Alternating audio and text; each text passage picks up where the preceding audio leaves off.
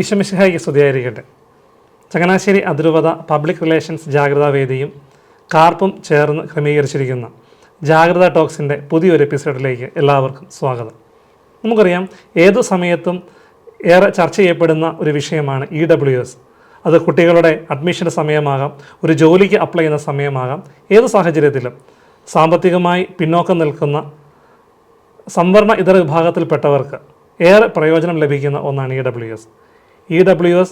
സാധാരണക്കാർക്ക് ഏറ്റവും പ്രയോജനപ്രദമായി ലഭിക്കുവാൻ ആവശ്യമായ ക്രമീകരണങ്ങൾ നടത്തിയതിൽ ഏറ്റവും പ്രധാനപ്പെട്ട പങ്ക് വഹിച്ച ഒരു സംവിധാനമാണ് ചങ്ങനാശ്ശേരി അതിരൂപതയുടെ കാർപ്പ് ചങ്ങനാശ്ശേരി അതിരൂപതയിലെ ബഹുമാനപ്പെട്ട ജെയിംസ് കൊക്കാവലച്ചൻ്റെ നേതൃത്വത്തിൽ നടത്തിയ ഇടപെടലുകൾ EWS സംവരണം സാധാരണക്കാർക്ക് ലഭ്യമാക്കുവാൻ ഏറെ സഹായകരമായിട്ടുണ്ട്.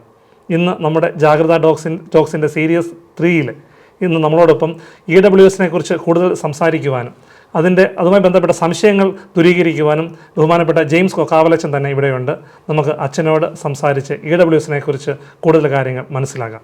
അച്ഛൻ, department of community awareness and rights protection, അതാണ് ശരിക്കും കാർപ്പിൻ്റെ ഫുൾ ഫോം. ശരിക്കും ചങ്ങനാശ്ശേരി അതിരൂപത ആരംഭിച്ച ഈ ഒരു സംവിധാനം EWS എന്ന് പറയുന്ന ഒരു ഗവൺമെൻറ്റിൻ്റെ ഒരു ആനുകൂല്യം ഒത്തിരി പേർക്ക് ലഭിക്കാൻ കാരണമായിട്ടുണ്ട്. അറിയാത്തവർക്ക് വേണ്ടിയുള്ള ഒരു ചോദ്യമാണ് വെച്ചാൽ, ശരിക്കും എന്താണ് EWS എന്ന് പറഞ്ഞാൽ അർത്ഥമാക്കുന്നത്? ഇതിൻ്റെ പ്രയോജനം ആർക്കൊക്കെ ലഭിക്കും? നമുക്ക് എങ്ങനെയാണ് ഇതിനൊന്ന് സമീപിക്കാൻ പറ്റുന്നത്? ഇതിനെക്കുറിച്ചൊന്നും അറിയാത്ത ഒരാൾക്ക് അതെങ്ങനെ അച്ഛന് പറഞ്ഞു കൊടുക്കാൻ പറ്റും? EWS എന്ന് പറയുന്നതിൻ്റെ full form economically weaker sections എന്നാണ്.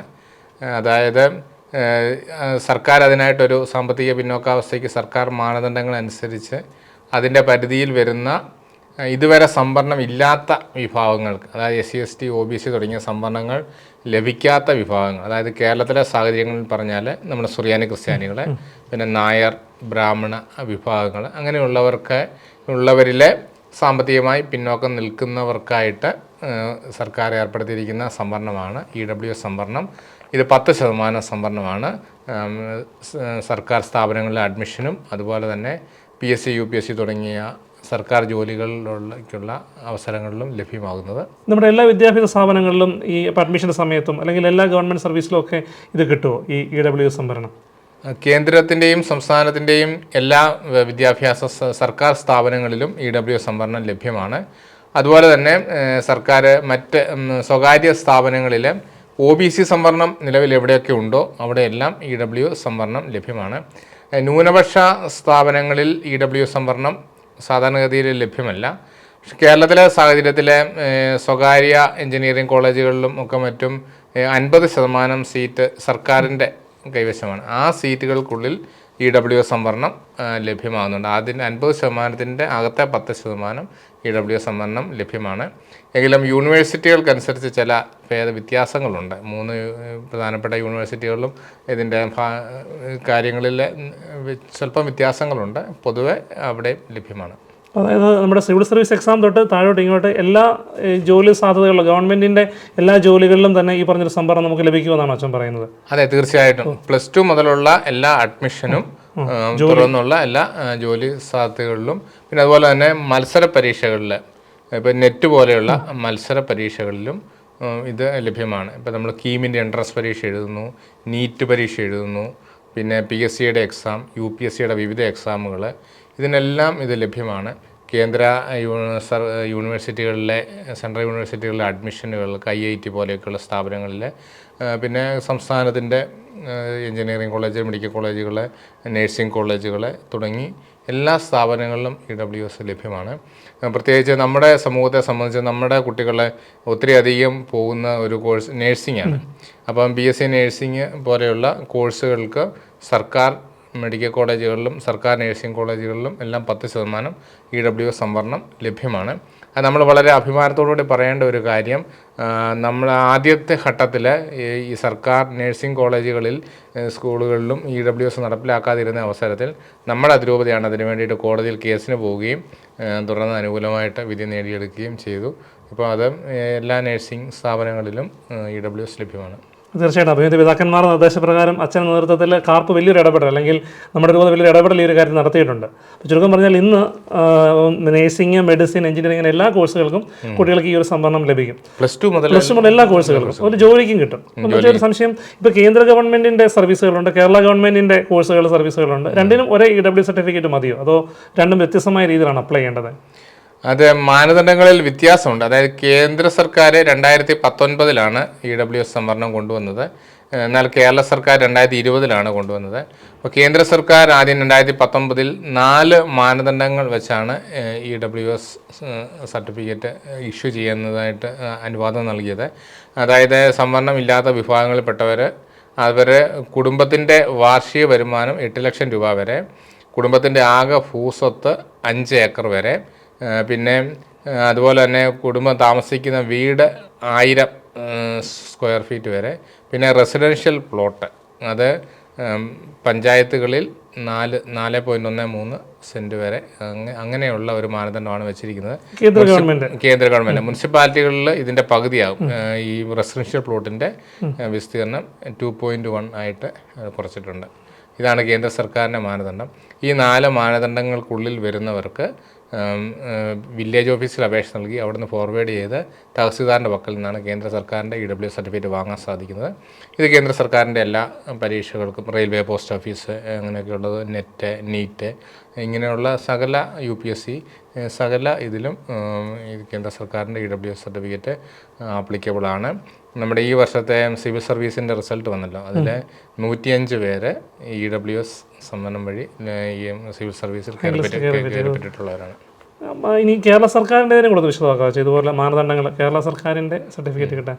കേരള സർക്കാർ ഈ കേന്ദ്ര സർക്കാരിൻ്റെ EWS വന്നു കഴിഞ്ഞിട്ട് നമ്മൾ കേരളത്തെ നടപ്പിലാക്കണമെന്ന് പറഞ്ഞ് നമ്മൾ വളരെ ശക്തമായിട്ട് ആവശ്യപ്പെട്ടു. സീറോ മലബാർ സഭയുടെ ഭാഗത്തു നിന്ന് വളരെ ശക്തമായിട്ടുള്ള നിവേദനങ്ങളും ഉപശേഖരണങ്ങളും ഒക്കെ നൽകി, മുഖ്യമന്ത്രിയെ നേരിട്ട് പോയി കണ്ട്, പിതാക്കന്മാരുടെ നമ്മുടെ പിതാവിൻ്റെയൊക്കെ നേതൃത്വത്തിൽ നേരിട്ട് പോയി കണ്ട് നിവേദനം നൽകുകയൊക്കെ ചെയ്തു. അതിൻ്റെ ഫലമായിട്ട് 2020 ജനുവരി 3 നമുക്ക് ഇത് അനുവദിച്ച് കിട്ടുകയാണ്.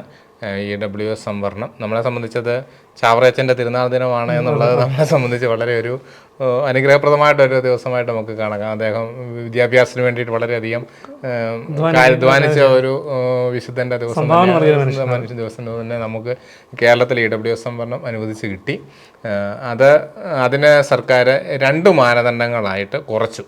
കേന്ദ്ര സർക്കാരിന് 4 മാനദണ്ഡങ്ങൾ വേണമായിരുന്നെങ്കിൽ കേരളത്തിലെ സാഹചര്യത്തിൽ 2 മാനദണ്ഡങ്ങളായിട്ട് കുറച്ചു. അപ്പം പക്ഷേ ഈ മാനദണ്ഡങ്ങളുടെ നിലനിർത്തിയ 2 മാനദണ്ഡങ്ങളുടെ പരിധിയും നേർപകുതിയായിട്ട് കുറച്ചു എന്നുള്ളതാണ്.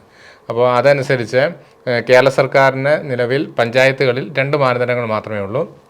അതായത് വാർഷിക വരുമാനം 4 ലക്ഷം രൂപ വരെ, കുടുംബത്തിൻ്റെ വാർഷിക വരുമാനം 4 ലക്ഷം രൂപ വരെ, പിന്നെ കുടുംബത്തിൻ്റെ ഭൂസ്വത്ത് 2.5 ഏക്കർ വരെ എന്നുള്ളതാണ്. ഈ 2 മാനദണ്ഡങ്ങൾ മാത്രമേ പഞ്ചായത്തുകളിലുള്ളൂ. പിന്നെ മുനിസിപ്പാലിറ്റികളിൽ 20 സെൻറ്റ് വരെ ഹൗസ് പ്ലോട്ട് എന്നുള്ള ഒരു മാനദണ്ഡം, കോർപ്പറേഷൻ 15 സെൻറ്റ് വരെ ഹൗസ് പ്ലോട്ട് എന്നുള്ള മാനദണ്ഡം കൂടെ അഡീഷണലായിട്ട് അവർക്കുണ്ട്. പക്ഷേ പഞ്ചായത്തുകളിലുള്ളവരെ സംബന്ധിച്ച് ഈ 2 മാനദണ്ഡങ്ങളുള്ളൂ. മറ്റ് 2 മാനദണ്ഡങ്ങൾ എടുത്തു കളഞ്ഞു. വീടിൻ്റെ സ്ക്വയർ ഫീറ്റ് 1000-ന് മുകളിലായാലും സംസ്ഥാനത്തിന് യാതൊരു കുഴപ്പവുമില്ല. ഈ ഹൗസ് പ്ലോട്ട് എന്നുള്ളൊരു മാനദണ്ഡം, 4 സെൻറ്റ് എന്നുള്ളൊരു മാനദണ്ഡം നിലനിൽക്കുന്നില്ല. ബാക്കി 2 മാനദണ്ഡങ്ങൾ മാത്രം നിലനിർത്തിക്കൊണ്ടാണ് സംസ്ഥാന സർക്കാർ അനുവദിച്ചത്. ഇത് വില്ലേജ് ഓഫീസിൽ അപേക്ഷ കൊടുത്ത് അവിടുന്ന് സർട്ടിഫിക്കറ്റ് വാങ്ങാവുന്നതാണ്. പക്ഷേ ചുരുക്കം പറഞ്ഞാൽ രണ്ടും വ്യത്യസ്തമാണ്. കേരള സർക്കാരിൻ്റെയും കേന്ദ്ര സർക്കാരിൻ്റെയും മാനദണ്ഡങ്ങൾ വ്യത്യസ്തമാണ്. കേരള സർക്കാരിനാണെങ്കിൽ നമ്മൾ വില്ലേജ് ഓഫീസിൽ നമുക്ക് ലഭിക്കണം. കേന്ദ്ര സർക്കാരിനാണെങ്കിൽ വില്ലേജ് ഓഫീസ് വഴി തഹസിൽദാറിനാണ് ലഭിക്കേണ്ടത്. അപ്പോൾ 2 സർവീസുകൾ, ഇപ്പം കേന്ദ്രവുമായി ബന്ധപ്പെട്ടതിന് ആ സർട്ടിഫിക്കറ്റും കേരളവുമായി ബന്ധപ്പെട്ടതിന് ഈ സർട്ടിഫിക്കറ്റുമാണ് ഉപയോഗിക്കേണ്ടത്. ഞാൻ ഈ അച്ഛനെ പറഞ്ഞ ശ്രദ്ധിച്ചാണ്, ഇതിനകത്ത് ഇപ്പം നമ്മൾ കുടുംബത്തിൻ്റെ വരുമാനം, അപ്പോൾ അങ്ങനെ കുറേ ടേമുകളൊക്കെ യൂസ് ചെയ്യുന്നത്. അതുപോലെ തന്നെ നമ്മുടെ കഴിഞ്ഞ സാമ്പത്തിക വർഷത്തെ നമ്മുടെ വരുമാനം, അങ്ങനെയൊക്കെ. ഇത് ശരിക്കും എന്താ ഈ കുടുംബം എന്ന് പറഞ്ഞാൽ ഉദ്ദേശിക്കുന്നത്? ഇപ്പോൾ ഉദാഹരണം, ഒരു പെൺകുട്ടി കല്യാണം കഴിച്ചൊരു വീട്ടിലേക്ക് ചെല്ലുമ്പോഴത്തേക്കിനും പെൺകുട്ടിയുടെ കുടുംബം എന്ന് പറയുമ്പോൾ നമ്മൾ സ്വത്ത് കണക്കാക്കുന്നത് എങ്ങനെയാണ്, അല്ലെങ്കിൽ വരുമാനം കണക്കാക്കുന്നത് എങ്ങനെയാണ്, അതുപോലെ ഈ സാമ്പത്തിക വർഷം എന്ന് പറയട്ടെ, അതിനെയൊക്കെ ഒന്ന് ഡിഫൈൻ ചെയ്യാമോ? കുടുംബം എന്ന് പറയുന്നത് സ്ത്രീകൾക്കും പുരുഷന്മാർക്കും ഒരേ മാനദണ്ഡം തന്നെയാണ് എന്നുള്ളതാണ്. അപ്പോൾ ഈ കുടുംബത്തിൽ നമുക്ക് പല അംഗങ്ങളുണ്ടാകും. ഒരുപക്ഷെ നമ്മുടെ റേഷൻ കാർഡിൽ ഒത്തിരി പേരൊക്കെ ഉണ്ടാകും. പക്ഷേ അതൊന്നും ബാധകമല്ല. കുടുംബത്തിൽ ഇതുകൊണ്ട് സർക്കാർ ഉദ്ദേശിക്കുന്നത് ഈ അപേക്ഷിക്കുന്ന വ്യക്തിയുടെ സ്വന്തം മാതാവും പിതാവും, പിന്നെ വിവാഹം കഴിച്ചെങ്കിൽ ഭർത്താവോ ഭാര്യ, ഇത്രയാണ് പ്രധാനമായിട്ട് ഉദ്ദേശിക്കുന്നത്. പിന്നെ മക്കളുടെ പേരിലൊക്കെ സ്വത്ത് എഴുതി വെച്ചിട്ടുണ്ടെങ്കിൽ, 18 വയസ്സിൽ താഴെയുള്ള കുഞ്ഞുങ്ങളുടെ പേരിലൊക്കെ സ്വത്ത് എഴുതി വെച്ചിട്ട് അത് ഉണ്ടെങ്കിൽ അതും ഇത്രയുമാണ് ഈ കുടുംബം എന്ന പേരിൽ പരിഗണിക്കുന്നത്. അപ്പോൾ ചിലരെ സംബന്ധിച്ച് അവർ വലിയ വീട്ടിലായിരിക്കാം താമസിക്കുന്നത്, ധാരാളം സ്വത്തൊക്കെ ഉണ്ടായിരിക്കാം. പക്ഷേ അത് അപ്പൻ്റെ വല്യപ്പൻ്റെ പേരിലോ വല്യമ്മയുടെ പേരിലോ ഒക്കെ ആയിരിക്കാം. അപ്പൻ്റെ പേരിലേക്ക് അത് എഴുതി മാറ്റിയിട്ടില്ലായിരിക്കാം. അവരെ സംബന്ധിച്ച് EWSന് അർഹതയുണ്ട്. അപ്പൻ്റെ പേരിലോ സ്വന്തം അപ്പൻ്റെ പേരിലോ അമ്മയുടെ പേരിലോ ഉള്ളത് മാത്രമേ പരിഗണിക്കുന്നുള്ളൂ. അപ്പോൾ ഈ വിവാഹം കഴിച്ചയച്ച പെൺകുട്ടികളെ സംബന്ധിച്ചും ഇതേ മാനദണ്ഡം തന്നെയാണ്. ഭർത്താവിൻ്റെ വീട്ടിലായിരിക്കാം പെൺകുട്ടി താമസിക്കുന്നത്. പക്ഷേ ഭർത്താവിൻ്റെ അപ്പൻ്റെയോ അമ്മയുടെ പേരിലുള്ള വസ്തുക്കളല്ല കണക്കാക്കുന്നത്. പക്ഷേ ഭർത്താവിൻ്റെ പേരിലുള്ള കണക്കാക്കും, ഈ പെൺകുട്ടിയുടെ സ്വന്തം പേരിലുള്ള കണക്കാക്കും, സ്വന്തം അപ്പൻ്റെയും സ്വന്തം അമ്മയുടെയും പേരിലുള്ള മാതാപിതാക്കളുടെ പേരിലുള്ളത് അവരുടെ കാര്യത്തിൽ കണക്കാക്കും. ഈ ആൺകുട്ടികൾക്കും പെൺകുട്ടികൾക്കും ഒരേ മാനദണ്ഡം തന്നെയാണ് ഉപയോഗിക്കുന്നത്. അതായത് പലർക്കും പല കൺഫ്യൂഷൻ ഉണ്ടാകാറുണ്ട്, പല ഉദ്യോഗസ്ഥർക്കും കൺഫ്യൂഷൻ ഉണ്ടാകാറുണ്ട്. ഉദ്യോഗസ്ഥരെ ആവശ്യമില്ലാത്ത മാനദണ്ഡങ്ങൾ പറഞ്ഞ് ആളുകളെ ചിലർ ബോധപൂർവം കബളിപ്പിക്കാറുണ്ട്, ചിലർ അറിവില്ലായ്മ കൊണ്ട് തെറ്റായിട്ടുള്ള കാര്യങ്ങൾ പറഞ്ഞു തരാറുണ്ട്. അവിടെയൊക്കെ നമ്മൾ സഹായിക്കാറുണ്ട്. നമ്മുടെ ഹെൽപ്പ് ഡെസ്കുകൾ ഇടവേള തോറും ഉണ്ട്. പിന്നെ നമ്മുടെ അതിരൂപതാ കേന്ദ്രത്തിൽ നമ്പറിൽ വിളിക്കുമ്പോൾ നമ്മൾ കൃത്യമായിട്ട് നമ്മളെ സമീപിക്കുന്നവർക്കെല്ലാം നമ്മൾ EWS സർട്ടിഫിക്കറ്റ് വാങ്ങുന്നതിനായിട്ടുള്ള സഹായങ്ങൾ നമ്മൾ ചെയ്തു കൊടുക്കാറുണ്ട്. കാര്യത്തിൽ ഞാനും അനുഭവസ്ഥനാണ്. പക്ഷേ എനിക്കും എൻ്റെ ചില സുഹൃത്തുക്കൾക്കും വിദ്യാർത്ഥികൾക്കൊക്കെ ഇങ്ങനെ ഈ ഗവൺമെൻറ് സംവിധാനത്തിൽ ഗവൺമെൻറ് റെഡിയാണ് നമ്മളെ സഹായിക്കാൻ. പക്ഷേ ഇങ്ങനെ ചില നിഷേധ മനോഭാവം ഉണ്ടാകുമ്പം അവർ കാർപ്പിനെ ബന്ധപ്പെടുകയും അച്ഛൻ എന്നതിലുള്ള പ്രശ്നങ്ങളൊക്കെ പരിഹരിക്കുകയും ചെയ്തു. എന്നാലും എല്ലാവരുടെ ഒരു അറിവിലേക്കാണ് ഞാൻ ചോദിക്കുകയാണ്, ഇപ്പോൾ ഏതെങ്കിലും കാരണവശാലും നമുക്ക് ഇങ്ങനെയുള്ള സർട്ടിഫിക്കറ്റുകൾ ഗവൺമെൻറ്റിലെ ഉദ്യോഗസ്ഥർ അറിവുകൊണ്ടോ അവർ അറിവില്ലായ്മ കൊണ്ടോ അവർ നമുക്ക് നിഷേധിക്കുകയാണെങ്കിൽ നമുക്ക് എങ്ങനെ ആ ഒരു പ്രശ്നത്തെ പരിഹരിക്കാൻ പറ്റില്ല, നേരിടാൻ പറ്റും? നമുക്ക് ഒന്നാമത് ഇതേക്കുറിച്ചൊരു വ്യക്തമായ അറിവുണ്ടായിരിക്കുക എന്നുള്ളതാണ്. സംസ്ഥാന സർക്കാർ ഇത് സംബന്ധിച്ച 3 ഉത്തരവുകൾ 2020 ജനുവരി, ഫെബ്രുവരി, മാർച്ച് മാസങ്ങളായിട്ട് ഇറക്കിയിട്ടുണ്ട്. ഈ ഉത്തരവുകൾ നമ്മൾ വായിച്ചു നോക്കുക. ഇതിൻ്റെ സംബന്ധിച്ച് എന്താണ് ചെയ്യേണ്ടത് എന്നുള്ളത് വില്ലേജ് ഓഫീസർമാർക്കും മറ്റും റവന്യൂ ഗൈഡ് സ്ഥിരീകരിച്ചിട്ടുണ്ട്. നമ്മൾക്ക് സാധാരണക്കാർക്ക് അത് റവന്യൂ ഗൈഡ് ഓൺലൈനിലൊക്കെ ലഭ്യമാണ്. നമ്മളിത് വായിച്ച് നോക്കുകയും നമ്മൾ ഈ മാനദണ്ഡത്തിൽ നിൽക്കുന്നു എന്ന്, അതുകൂടാതെ നമ്മുടെ ഒരു കൈപ്പുസ്തകം ഇറക്കിയിട്ടുണ്ട്. പിന്നെ നമ്മുടെ കാർപ്പിൻ്റെ വെബ്സൈറ്റ് ഉണ്ട്, കാർപ്പ് ചങ്ങനാശ്ശേരി എന്നുള്ള വെബ്സൈറ്റ് ഉണ്ട്. അപ്പോൾ അതുകൂടാതെ നമ്മുടെ വാട്സപ്പ് ഗ്രൂപ്പുകൾ വഴിയുള്ള സഹായങ്ങളുണ്ട്. അപ്പോൾ ഇത് വായിച്ച് നോക്കി തങ്ങൾ ഇതിനുള്ളിൽ നിൽക്കുന്നു എന്ന് കൃത്യമായിട്ടുള്ളൊരു ബോധ്യമുണ്ടെങ്കിൽ അവർ അപേക്ഷ നൽകുകയും അത് തരാൻ സാധിക്കുകയില്ല എന്ന് പറഞ്ഞാൽ അത് വാക്കാൽ പറഞ്ഞാൽ പോരാ, അത് എഴുതി തരണം, റിട്ടേണായിട്ട് തരണം എന്ന് ആവശ്യപ്പെടുകയും ചെയ്യാം. അതായത് നമ്മൾ ഏതൊരു അപേക്ഷയും വില്ലേജ് ഓഫീസിലോ മറ്റോ കൊടുത്താലും നമുക്കൊരു റെസിപ്റ്റ് കിട്ടാനുള്ള അർഹതയുണ്ട്. റെസിപ്റ്റ് നമ്മൾ എഴുതി വാങ്ങുക. ആ റെസിപ്റ്റ് കിട്ടിക്കഴിഞ്ഞിട്ട് സാധാരണഗതിയിലുള്ള കാര്യങ്ങൾ 7 പ്രവൃത്തി ദിവസത്തിനകം നമുക്ക് സർട്ടിഫിക്കറ്റ് തരണം, അല്ലെങ്കിൽ തരാൻ സാധിക്കില്ല എന്നുള്ളത് നമുക്ക് രേഖാമൂലം തരണം എന്നുള്ളതാണ്. അപ്പോൾ നമ്മളെ ഇങ്ങനെ പലത് കാര്യങ്ങൾ പറഞ്ഞ് വഞ്ചിക്കുന്നവരെ നമ്മൾ രേഖ എഴുതി തരാനായിട്ട് ആവശ്യപ്പെടുമ്പോൾ സ്വാഭാവികമായിട്ട് അവർ സർട്ടിഫിക്കറ്റ് ഇഷ്യൂ ചെയ്ത് തരുന്നതാണ് നമുക്ക് കാണാനായിട്ട് സാധിക്കുന്നത്. അപ്പോൾ അങ്ങനെ സർട്ടിഫിക്കറ്റുകൾ ആളുകൾക്ക് മേടിച്ചെടുക്കാനായിട്ട് സാധിക്കുന്നുണ്ട്. ആദ്യത്തെ കാലങ്ങളെക്കാൾ കൂടുതൽ കുറച്ചുകൂടെയൊക്കെ ഇപ്പോൾ അവർക്ക് ബോധ്യം, ആളുകൾക്കും ഉദ്യോഗസ്ഥർക്കും ഒക്കെ കാര്യങ്ങളെക്കുറിച്ചുള്ള ബോധ്യം വന്നിട്ടുണ്ട്. എങ്കിലും തെറ്റിദ്ധാരണകൾ പുലർത്തുന്ന പലരുമുണ്ട്. പലരും ഇത് സംബന്ധിച്ചുള്ള വീഡിയോകൾ ചിലരൊക്കെ ചെയ്യും. പക്ഷേ തെറ്റിദ്ധാരണകൾ അതിനകത്ത് വരികയും തെറ്റായിട്ടുള്ള മെസ്സേജുകളൊക്കെ ബോധപൂർവമല്ല, അവരത് മനസ്സിലാകാത്തതുകൊണ്ട് ചെയ്യുകയും ചെയ്യുന്നുണ്ട്. അതുകൊണ്ട് തന്നെയാണ് കാർപ്പി രംഗത്ത് വളരെ കൃത്യമായിട്ടുള്ള സർക്കാർ ഉത്തരവുകൾ വെച്ചുള്ള കൃത്യമായിട്ടുള്ള രേഖകൾ ഉണ്ടാക്കുകയും പ്രചരിപ്പിക്കുകയും ചെയ്യുന്നത്. അച്ഛാ, ശരിക്കും നമ്മുടെ ഗവൺമെൻറ് ഉദ്യോഗസ്ഥരൊക്കെ തന്നെ വലിയൊരു പിന്തുണയാണ് നമ്മൾ സാധാരണക്കാരെ ജനങ്ങൾക്ക് നൽകുന്നത്. എങ്കിലും ചുരുക്കം ചിലരെങ്കിലും ഈ പറഞ്ഞ പോലെ അറിവില്ലായ്മ കൊണ്ടായിരിക്കാം അവർ നിഷേധിച്ച് കഴിഞ്ഞാൽ നമുക്കൊന്നെങ്കിൽ അവിടെ പരാതി കൊടുക്കാം, ഉയർന്ന ഘടകങ്ങളിൽ ഇപ്പോൾ റിട്ടേൺ ആയിട്ട് എഴുതി മേടിച്ച് കൊടുക്കാം. പിന്നെ എന്തെങ്കിലും ഒരു പിന്തുണ നമുക്ക് അവർക്കൊരു ഗൈഡൻസ് ആവശ്യമുണ്ടെങ്കിൽ തീർച്ചയായിട്ടും കാർപ്പ് നൽകുന്നതായിരിക്കും. തീർച്ചയായിട്ടും നമ്മൾ പല കാര്യങ്ങൾ ചെയ്യും. നമ്മൾ അവർക്ക് ഗൈഡൻസ് കൊടുക്കും, റിട്ടേണായിട്ട് എഴുതിയിടാൻ ആവശ്യപ്പെടും. അതല്ലെങ്കിൽ തഹസീൽദാർ പോലെ മുയറിലേക്ക് പരാതി കൊടുക്കാനായിട്ട് ആവശ്യപ്പെടും. അല്ലെങ്കിൽ മുന്നോക്ക കമ്മീഷൻ എന്ന് പറയുന്നൊരു കമ്മീഷനുണ്ട്. അർഹമായിട്ടുള്ള ഒരാൾക്ക് സർട്ടിഫിക്കറ്റ് നിഷേധിക്കുന്ന സാഹചര്യത്തിൽ നമുക്ക് സംസ്ഥാന മുന്നോക്ക കമ്മീഷന് നമുക്ക് പരാതി നൽകാം. കമ്മീഷന് പരാതിയുണ്ട്, കമ്മീഷൻ അതിനകത്ത് ഇടപെടും. കമ്മീഷൻ ഇടപെട്ട കേസുകൾ ധാരാളം ഉണ്ട്. കമ്മീഷന് പരാതി കൊടുക്കാനായിട്ട് നമ്മളെ സമീപിച്ചാൽ മതി. നമ്മൾ പരാതി കമ്മീഷന് ഡയറക്റ്റ് ഫോർവേഡ് ചെയ്യും. തുടർന്ന് അങ്ങനെ സഹായങ്ങൾ ലഭിച്ചവർ ധാരാളമുണ്ട്. PSCയിൽ പോലും ഒരു സർട്ടിഫിക്കറ്റിൻ്റെ പേര് പറഞ്ഞുകൊണ്ട് PSCയിലെ ജോലി എല്ലാം ഇൻവിറ്റേഷൻ ലെറ്റർ എല്ലാം കിട്ടിയിട്ട് ജോലിക്ക് ജോയിൻ ചെയ്യിക്കാത്ത സാഹചര്യത്തിലുള്ളൊരു കുട്ടി ഉണ്ടായിരുന്നു. എറണാകുളം രൂപതയിൽപ്പെട്ട ഒരു കുട്ടിയാണ്. സാന്ദർഭികമായിട്ട് ആരോ പറഞ്ഞ് നമ്മളെ സമീപിച്ചു. നമ്മൾ മുന്നോക്ക കമ്മീഷനുമായിട്ട് ബന്ധപ്പെടുത്തി തൊട്ട് പിറ്റേ ദിവസം ആ കുട്ടിയെ അപ്പോയിൻറ്റ് ചെയ്തു. കാർപ്പ് അതിനകത്ത് ഇടപെടാൻ സാധിച്ചു. കാർപ്പറേറ്റ് അങ്കമാലി ഇടവകയിൽപ്പെട്ട ഒരു പയ്യനായിരുന്നു. പ്രയോജനം ലഭിച്ചു. അപ്പോഴാണ് പറഞ്ഞ് ഇങ്ങനെയുള്ള സംവിധാനങ്ങളൊക്കെ സഭയിലുണ്ടെന്ന് ഇപ്പോഴാണ് അറിയുന്നത് എന്നൊക്കെ പറയുക. ശരി.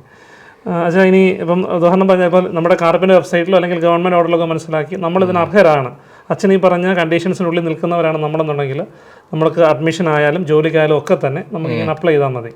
അപ്പം ഞാൻ അച്ഛനോട് ചോദിക്കുന്നത്, അച്ഛൻ ഏറെ നാളുകളായിട്ട് ഈ ഒരു അവകാശം നേടിയെടുക്കാൻ വേണ്ടി പോരാടിയ ഒരാളാണ്, ഇപ്പോഴും ഒത്തിരി ഗൈഡൻസ് കൊടുത്ത് നേതൃത്വം വഹിക്കുന്നു. ശരിക്കും ഇതിൻ്റെ പ്രയോജനം എടുക്കുന്നുണ്ടോ നമ്മുടെ സമൂഹത്തിലുള്ള ആൾക്കാർ?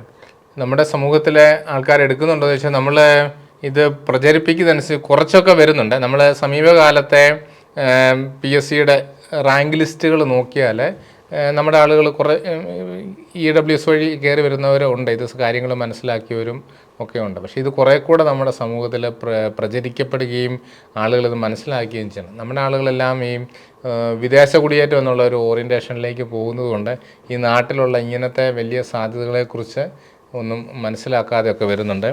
പ്രത്യേകിച്ച് ഈ +2വിൻ്റെ അഡ്മിഷനിലൊക്കെ EWSൻ്റെ കോട്ടയിലുള്ള സീറ്റുകൾ ഒത്തിരി മിച്ചം വരുന്ന സാഹചര്യം ഉണ്ടാകുന്നുണ്ട്. അപ്പോൾ അതുകൊണ്ട് തന്നെ എന്താ സംഭവിക്കുന്നത് ചോദിച്ചാൽ പിന്നീട് ഇത് കുറഞ്ഞു പോകാനുള്ള ഈ 10% എന്നുള്ളത് കുറയ്ക്കാനൊക്കെയുള്ള സാധ്യതകളുണ്ട്. അതുകൊണ്ട് തന്നെ നമ്മളത് ഗൗരവത്തോടുകൂടി എടുക്കുകയും ഇത് ബോധപൂർവം പ്രചരിപ്പിക്കുകയും ചെയ്യേണ്ടതാണ്.